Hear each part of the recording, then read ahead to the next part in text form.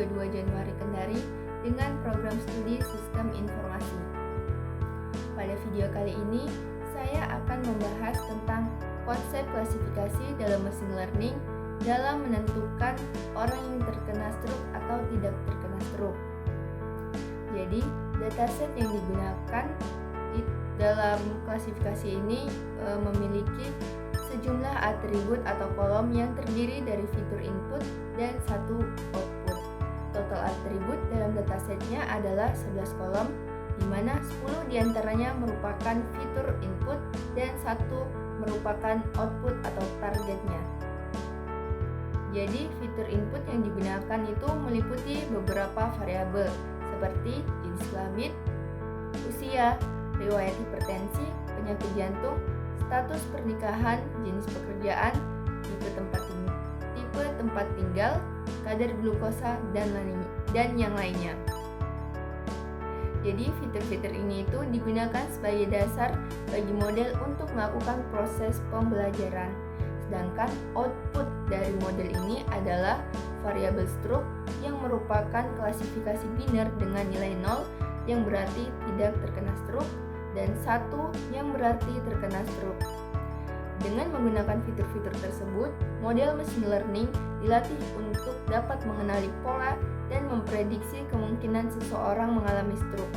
Hasil dari model ini kemudian dievaluasi menggunakan akurasi untuk mengetahui seberapa baik model dalam melakukan prediksi.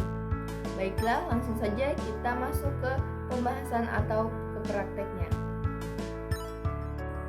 Oke, jadi dataset yang digunakan itu memiliki total 11 atribut yang terdiri dari fitur input dan juga satu fitur output.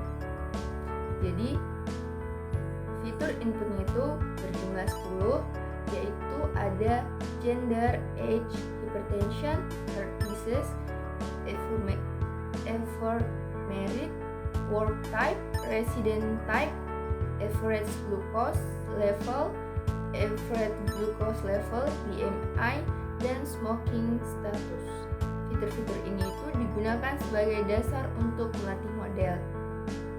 Adapun outputnya pada dataset ini atau pada praktek ini, outputnya itu adalah stroke yang merupakan klasifikasi biner. Nah, jika nilainya 0 berarti dia menandakan tidak terkena stroke. Sedangkan jika nilainya 1 berarti dia terkena stroke. Adapun tujuan dari model ini yaitu model machine learning ini itu digunakan untuk mempelajari pola dari fitur input agar dapat memprediksi kemungkinan seseorang dapat terkena stroke. Nah, kita masuk ke evaluasi model. Hasil modelnya itu dievaluasi menggunakan akurasi, di mana ini itu untuk mengetahui ketetapan tingkat prediksinya.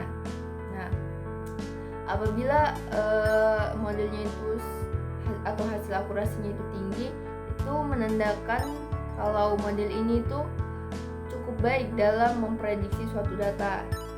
Itulah yang menjadi acuan kita pada model klasifikasi ini. Apabila semakin tinggi nilai akurasinya, maka semakin baik performa modelnya.